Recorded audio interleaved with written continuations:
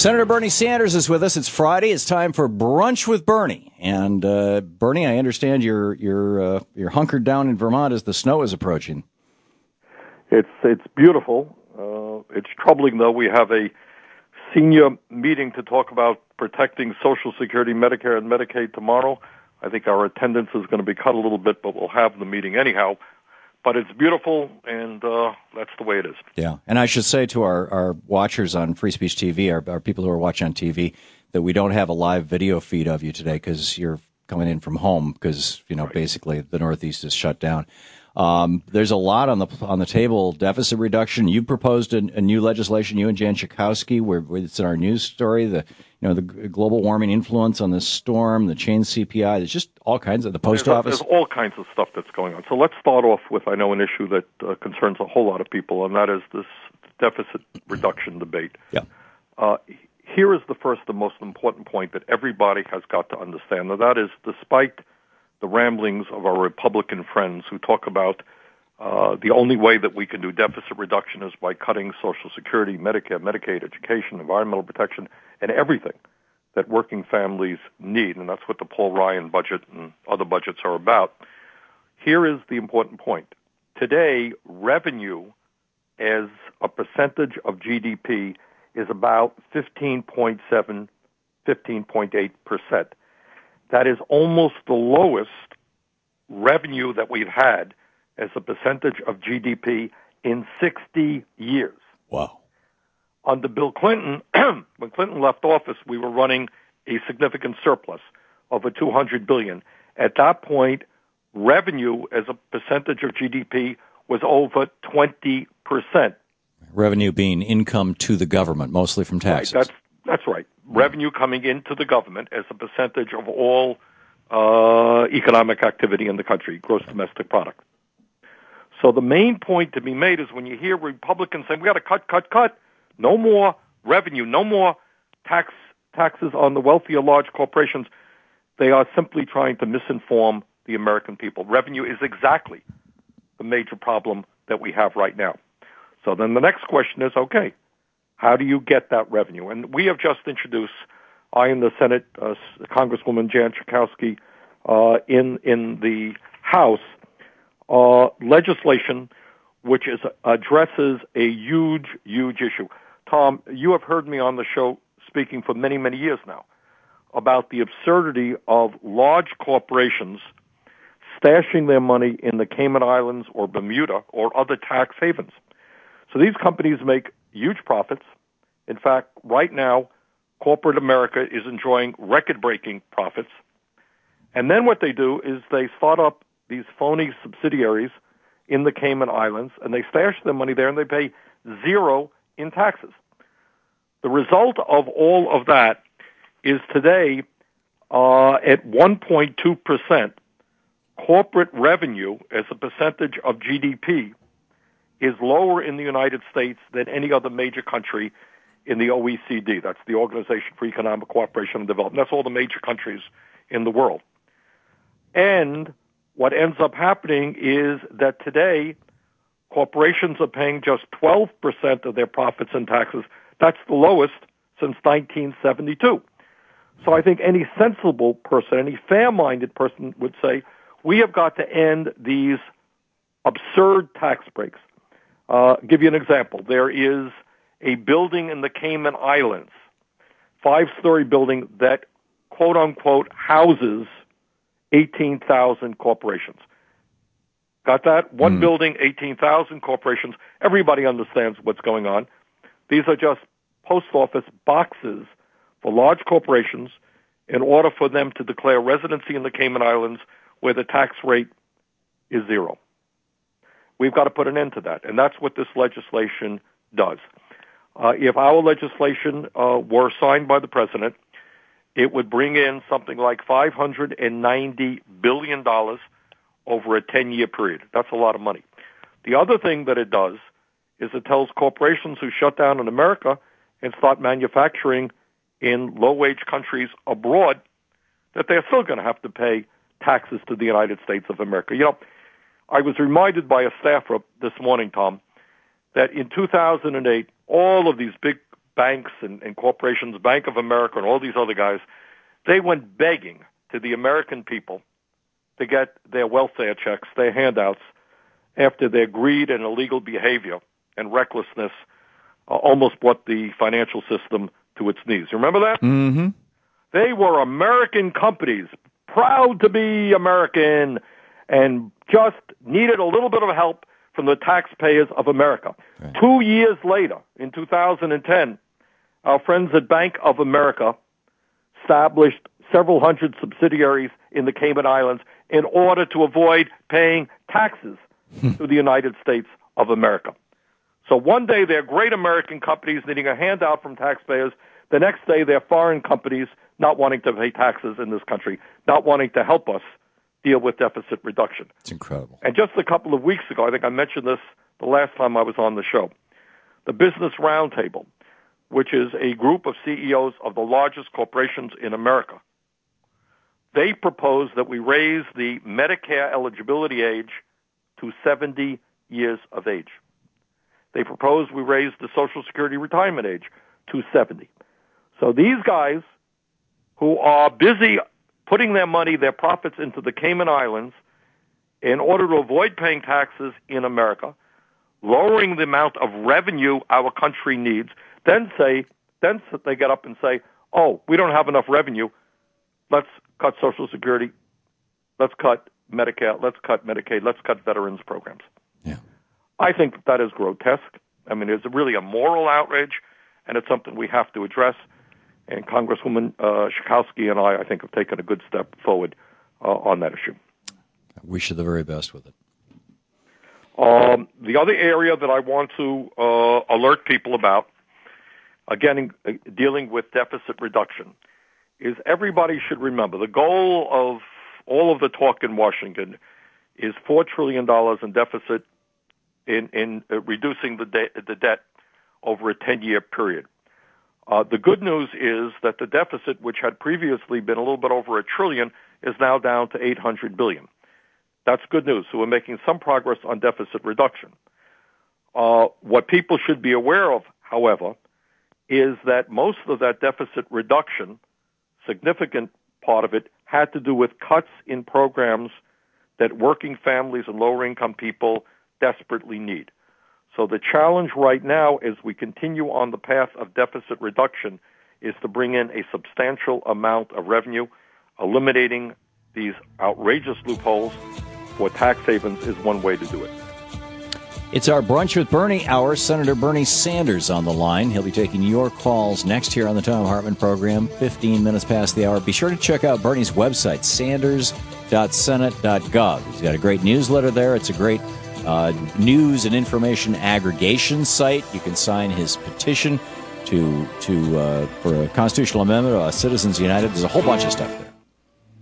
This is the Thom Hartmann Program. And, of course, you can drop by thomhartmann.com as well. And we've got a bunch of good, free, cool stuff there, too. We'll be right back. 15 minutes past the hour.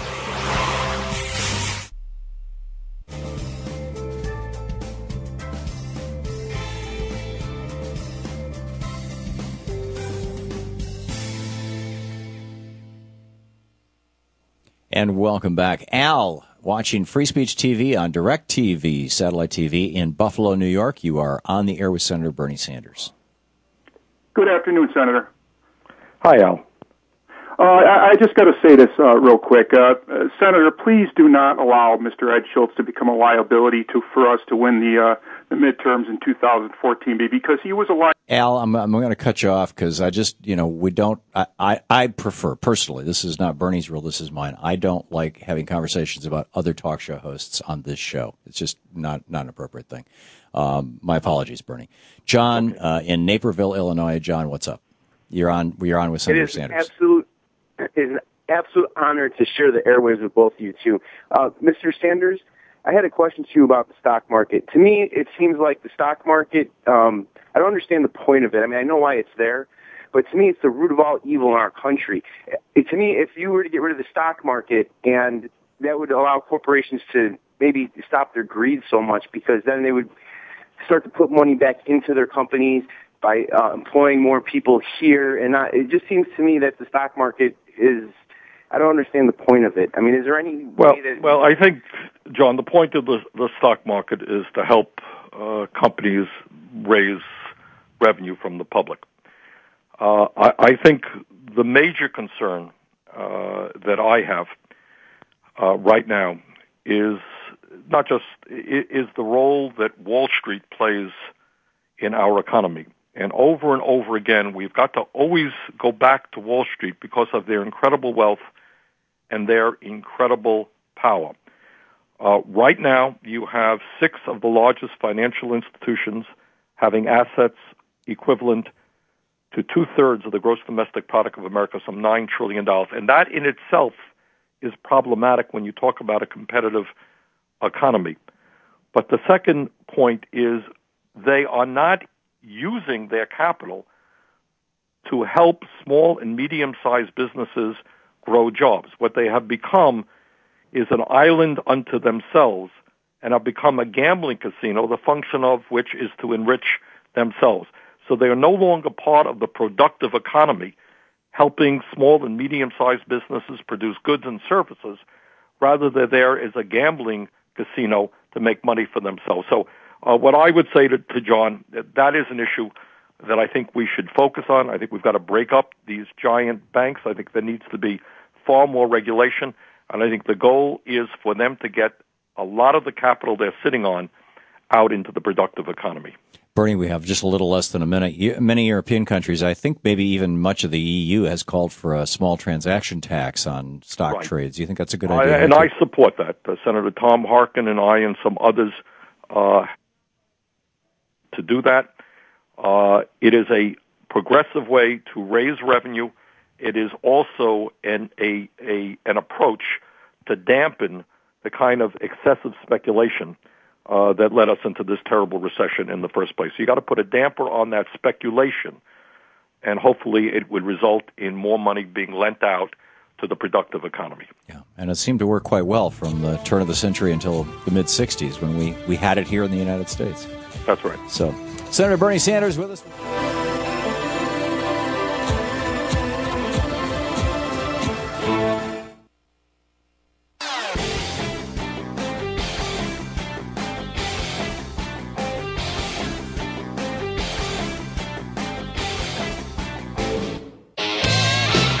Welcome back, 20 minutes past the hour to our special edition. What is it, Snowball Fights with Bernie, Cocoa with Bernie, Soup with Bernie, Blizzard with Bernie, Snow Day with Bernie? Our Brunch with Bernie hour. Senator Sanders on the line with us, taking calls from Vermont, and Bernie, Bob in Bradenton, Florida, on the line for you. Yes, Senator Sanders, it's an honor. Today we have tens of millions of people that are un- or underemployed, and yet we have record corporate profits. What actions can we take to put worker wages back in line with corporate profits? Bob, thanks very much for that excellent question. And I would say, Tom, one of the things that disturbs me very much in terms of both Congress and the media is the degree to which we are not talking about the collapsing middle class, the fact, as Bob indicated, we have not only millions of people unemployed. Real unemployment in America is not 7.8%. Let's never forget, there are a lot of people who are working 20 hours because they can't work 40 hours. We can't find those full-time jobs. And there are a lot of people who have given up looking for work and are not counted in the unemployment statistics. And then, as Bob indicates, you got millions more people who are working at Walmart's, McDonald's, and other low-wage jobs, and they're working 40, 50 hours a week, and they're not earning enough money to take care of themselves or their families. Often they're working without any health care benefits. They're working without any paid leave, sick leave, and they're really being exploited. That is the issue. The issue is how do we grow the middle class, especially at a time when the wealthiest people are doing phenomenally well and large corporations are enjoying record-breaking profits. So, Bob, let me just tell you a couple of things that I think we should be doing. Number one, and Tom and I have discussed this many, many times, what economists will tell you is the fastest way to create millions of jobs and to make our country stronger and more productive is to invest heavily in rebuilding our crumbling infrastructure. That means roads, bridges, water systems, wastewater plants. Believe me, I fly a lot. We need major major improvements in our airports, an air controlling system. Our rail system is falling further and further behind Europe, Japan, and even China. We need to invest in mass transportation. We need to invest in transforming our energy system away from fossil fuels like coal and oil. We need major wind projects. We need solar efforts. We need geothermal. We need biomass. We create jobs doing that as well. We need to be changing our trade policies, which encourages companies in many respects to shut down in America and move to China or other low-wage countries. So those are some of the ideas that we are working on to try to create the millions of jobs our people need. Andy, in Lake Orion, Michigan, you're on the air with Senator Bernie Sanders. Yeah, Bernie, Tom, thank you so much for all the work that you do on behalf of the middle class. I really appreciate it. I guess my main question is, I'm in the Carpenters Union here in Michigan, and we just saw a democracy being subverted right before our eyes here with our state house and right to work institute in our state. And I'd like to know is what can we do? Because it seems like no one seems to be paying attention. It seems like the president himself doesn't pay attention. He reaches out to every other group of the Democratic Party except for unions. And I just wonder what can we do, Bernie, in our state to bring attention to what's going on here and overturn this law. Andy, thanks a lot for that very important question. And in case listeners may not be familiar with what Andy is talking about, the Republican legislature in Michigan recently voted to make Michigan a right to work for less, we call it, state, and made a real vicious attack against trade unionists in the state and people who are trying to have jobs that pay a living wage. I think, Andy, a couple of points I would make in response. As you probably know, that effort was funded by a lot of third-party groups, big money groups, who, for obvious reasons, don't like unions, prefer to have people working for low wages, which talks then the need to repeal Citizens United and real campaign finance reform so that reactionary big money interests, often billionaires out there, cannot buy elections and buy candidates who then bring forth terrible legislation like the Right to Work bill in Michigan. Second of all, your point about the president and the Democrats not being stronger in defending unions is absolutely right. Unions, to my mind, should be right at the center of the Democratic coalition. The AFL, I just had a press conference with Rich Trumka the other day, and he mentioned, who's head of the AFL-CIO, and he mentioned you got 12 million members. We want more members. 12 million people is a whole lot of people. And come election time, many of those people are out knocking on doors, doing the right thing for progressive candidates. They need to be heard more, and they need to be defended more. So there are a number of pro-union things that we need to do, make it easier in terms of card check for workers to be able to form unions, make it easier so that union organizers do not get fired for their efforts, which often happens if they're working at a company. So, Andy, let me just say this. The unions today and historically have played the most important role, in my view, in protecting the American middle class. People don't know that, but the unions are responsible for many of the progressive gains that this country has seen in terms of wages, working conditions, health care programs, housing, etc. So hang in there. These are tough times, but some of us are more than aware, and I speak not just for myself, but many other people in the Senate and the House who are aware of the enormously important role Carpenters Union, your union, and others have played. And let's just keep going forward together.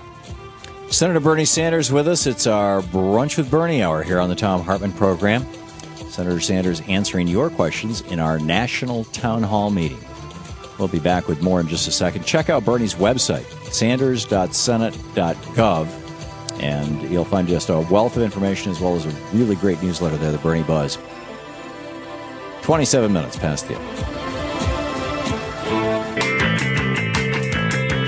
Fair and only slightly unbalanced. Welcome back to the Thom Hartmann Program. It's our Brunch with Bernie hour, our national town hall meeting with a guy I think of as America's senator, although the good people of Vermont are proud that he is one of their two senators, Senator Bernie Sanders. Bernie, you're still here with us? I am right here. Okay. Amidst the snow there in Vermont. Paul in San Francisco, California. You're on the air with Senator Sanders. Hello, Senator Sanders. I'm calling about the H.R. 6407, the Postal Accountability Act that was passed in 2006. I guess most people don't know that this bill, written by ALEC, is what's responsible for the Postal Service having its financial woes. Would you or anyone else be able to sponsor a bill to simply repeal H.R. 6407 and breathe some life back into the Postal Service? Well, Paul, thanks very much for that question. And that is an issue that I have worked hard on and will continue to work very hard on.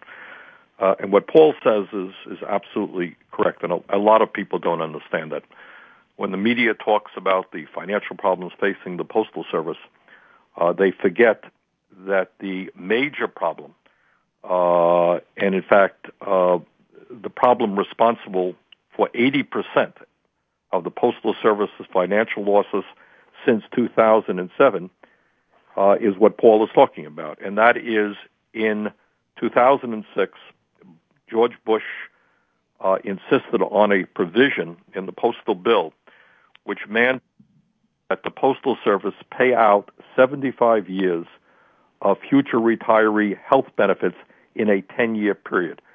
That amounts to over $5 billion every single year. There is no other entity in the United States government that comes anywhere near close to that. No entity, to the best of my knowledge, in the private sector in America or in the world. So this is an incredibly onerous burden, which is the major cause of the financial crisis facing the Postal Service. Paul asked, would I introduce legislation? And the answer is we did do that. We introduced sweeping postal reform legislation, which, among many other things, included language that would eliminate the need for the Postal Service to pay that $5 billion into that retirement fund. Right now, what we are working on, especially since the postmaster announced that he wanted to end Saturday mail delivery in August, we're going to be working very, very hard to put together a coalition in the Senate and in the House for real postal reform, which protects jobs, which gives the Postal Service the opportunity to earn more revenue in a variety of ways, and also, as Paul indicates, eliminate that onerous burden. Kenneth in Virginia Beach, Virginia. You're on the air with Senator Sanders. Yes, sir. Thank you for your hard work, Tom. I appreciate your voice on the air. And, Ms. Senator Sanders, I want to thank you for all of your hard work and your adherence to a creed of helping the people. Thank you. My main reason for calling was what is being done about the highway situation. During the Bush administration, they raised the weight limit 4 times, and it now exceeds every engineering standard for highways built prior to 2006. Now, isn't that an unfunded mandate from the federal government that states have to improve those highways? Mm-hmm. Mm-hmm. And wouldn't it be a good idea to reduce that weight limit at least by 40,000 pounds until we catch up with the deterioration of our roads and bridges? You make a very important point. And the point that the caller is making, and I remember this as a former mayor, is when you look at damage done to highways, and our highways by and large are in pretty bad shape throughout the country, one of the major causes are these very, very heavy trucks. And they do a lot of damage to bridges and to roads. So I would simply answer the caller by saying you're absolutely right. We have to do one of two things, at least. Make sure that if these very, very heavy trucks continue being on roads where they really should not be, then those companies are going to have to pay for the cost of repairing those roads, or else we prevent those very, very heavy trucks from being on those roads in the first place. But most importantly, the point is that our roads, our bridges are in very, very bad shape. This is one of the contributing factors. We've got to address it. Mo in New York City, listening on WWRL. Mo, you're on the air with Senator Sanders. Senator Sanders, what if you consider that perhaps the competition for the railroads, they're languishing because the competition, that is trucks, cars, buses, and airlines, are heavily subsidized by the government. If that weren't the case, perhaps the railroads would be competitive, and we could have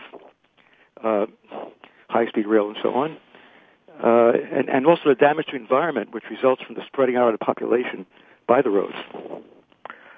Well, all I can say is I believe for a dozen different reasons, including protecting our environment and combating global warming, we have got to move aggressively to improve and expand our rail system. As I mentioned earlier, compared to Europe, compared to Japan, and even China, our rail system is way, way behind in high-speed rail and in other areas.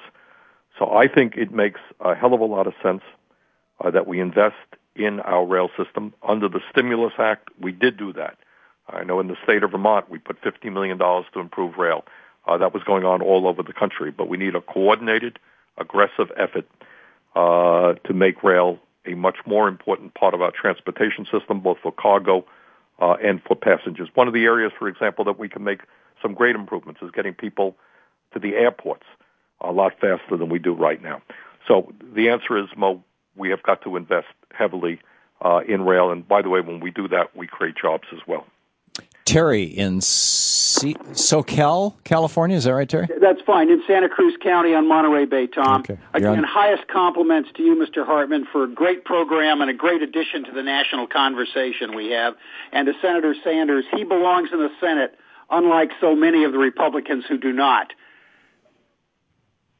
Thank you, Terry. Are you hearing me? Yes, thank you. We're hearing you fine. Understood. Thanks very much. Senator Sanders, I must tell you, I watched Harry Reid and his poor capacity to deliver an effective message, his weak voice, his weak body language, and his ineffectiveness at debate in the Senate floor. Please replace Reid as the majority leader. Do you agree with someone like Whiteside or Barbara Mikulski or Senator Klobuchar or yourself? That's my question. And I'm not alone. Okay, thanks, Jerry. You know, I don't agree, and I'll tell you why. Harry Reid has his strengths and Harry Reid has his weaknesses. And I think Harry would be the first person to tell you that he doesn't consider himself the world's most articulate guy. But on the other hand, what the most important quality that a majority leader has to have is he has to reflect and work with the people who are in the caucus. And he does that extraordinarily well. He has to balance my political views, and I'm probably the most progressive member of the caucus, with people who are extremely conservative. He has to somehow craft together a kind of coalition of folks who can go forward, which is a lot harder than you think. And he does that, in a sense, pretty well. So he should not be blamed. My own, to tell you the truth, perception is Harry Reid is a lot more progressive in his views than many people think. But as the leader, he has got to reflect many other members of the caucus who may not be as progressive as he is. So it's a tough job. I think he does it well. Joe in Lake Elsinore, California. You're on the air with Senator Bernie Sanders. Senator Sanders, it's a pleasure to speak with you. I was listening to you earlier discussing some of the issues about the Postal Office's commitment with health care. And my question, I guess, should be, and Tom and I have spoke about this before, how can we use Obamacare to rectify this $5 billion annual contribution to what appears to be a health insurance plan and put that money directly into, as with a universal health care plan, a government option to help offset some of those expenditures, along with dealing with, let's say, workers' compensation and all the other health care funding issues that we have. But we're using the current model of the president's health care plan to try to reduce the exposure to some of the private and public enterprises. Well, Joe, you raise an interesting point, and what you're touching on, I think, is the dysfunctionality in general of our healthcare system. Here is the post office putting, in my view, far too much money, no longer needs to do that, but money into retiree health system. All over America, small businesses are struggling with escalating costs of healthcare, and they're putting a lot of their profits that they'd like to reinvest in the business into healthcare. You got 50 million people who today do not have any health insurance. We hope that will change significantly when Obamacare becomes implemented. You got a lot of people out there who have insurance but have high deductibles and have high co-payments. Our primary health care system, the ability of people to find a doctor when they need a doctor for primary care is a disaster. Dental care is a disaster. So I think you touch on the point that our whole system is dysfunctional. We are the only major country on earth without a national health care program. We spend twice as much per person on health care. The results are not good. I am a strong single-payer health care advocate, and that would solve many of the health care problems that we have, including the postal services. We'll be right back. You're listening to the Thom Hartmann Program. Visit ThomHartmann.com for audio and video archives. It's Brunch with Bernie. Senator Bernie Sanders taking your calls in our national town hall meeting. Check out his website at sanders.senate.gov.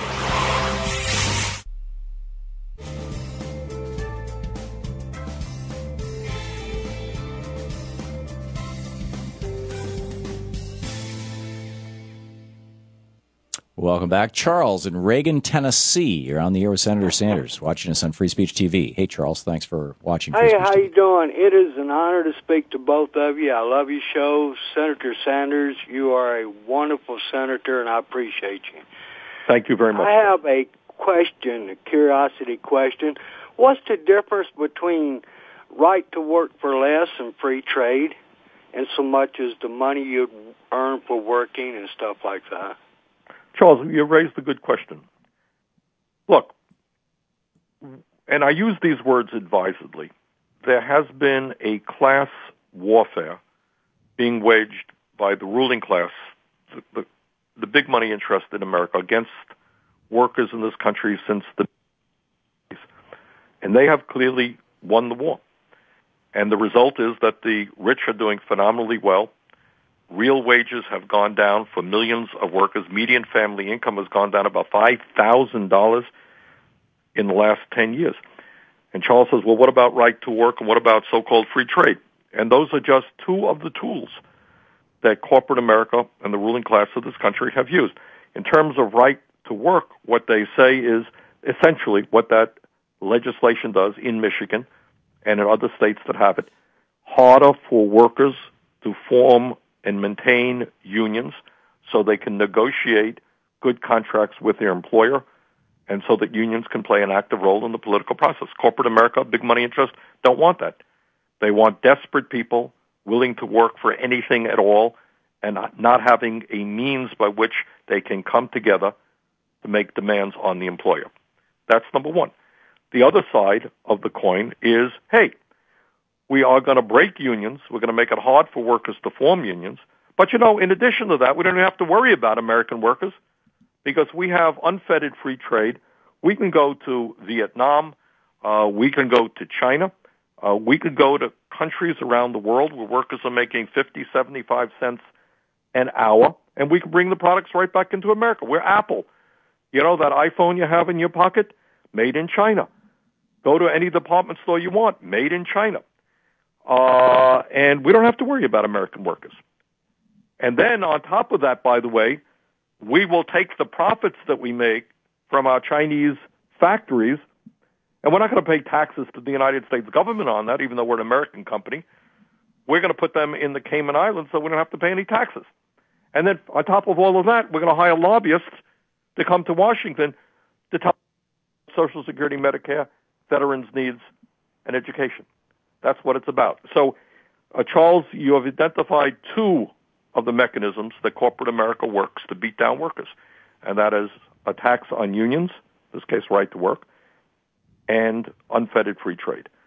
Bernie, about a minute before the break, not enough time for a caller. What do you see happening in Congress that might address these two issues?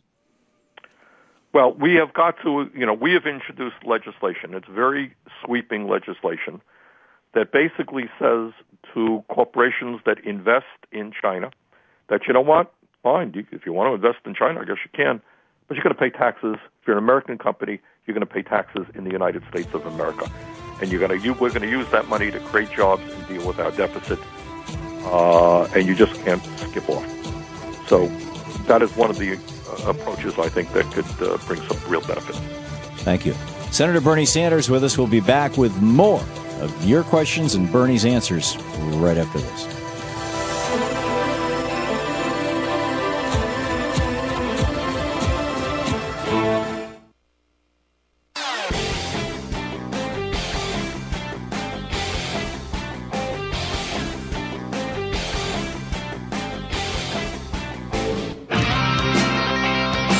Welcome back to the place where we dare to ask, is Walmart a person? And we dare to say, no, not a chance. The Thom Hartmann Program. It's our Brunch with Bernie Hour. Senator Bernie Sanders taking your calls in our national town hall meeting. And Frank in Garner, North Carolina. You are on the air with Senator Sanders. Can you hear me? Frank, hear you just fine. Yeah, I'm right here. Yes, Senator, thank you for taking my call.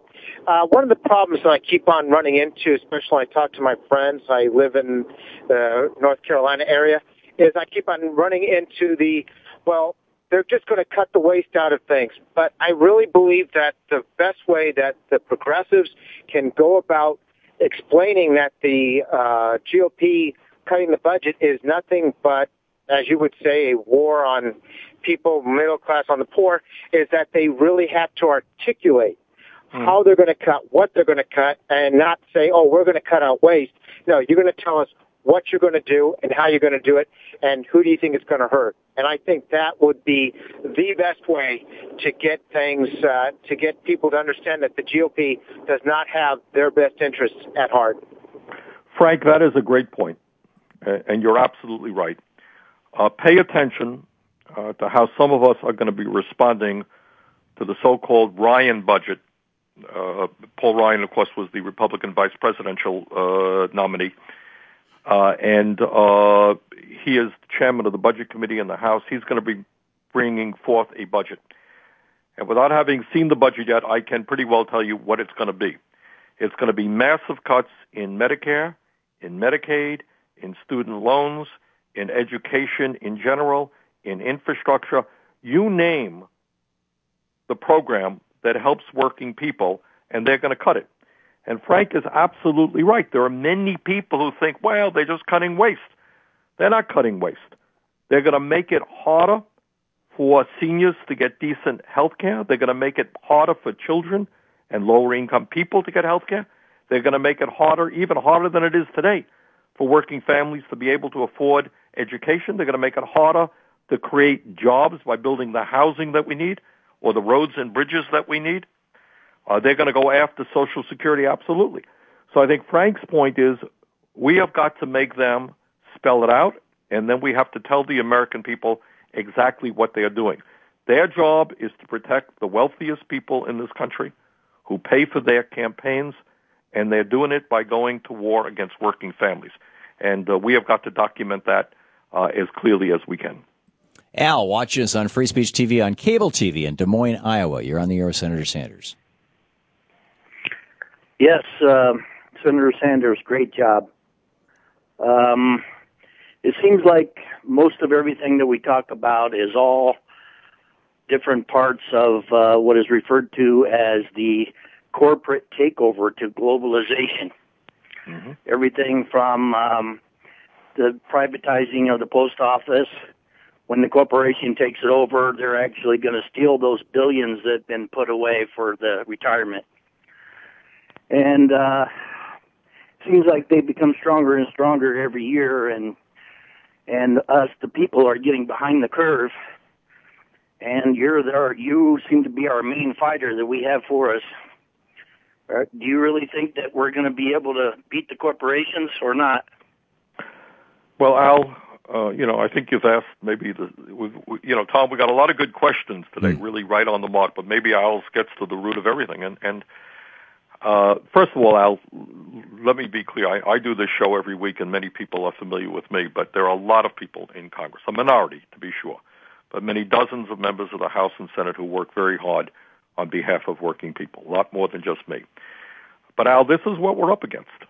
We are up against a situation in which the people on top have unbelievable sums of money, and with that money, they hire lobbyists to push their legislation.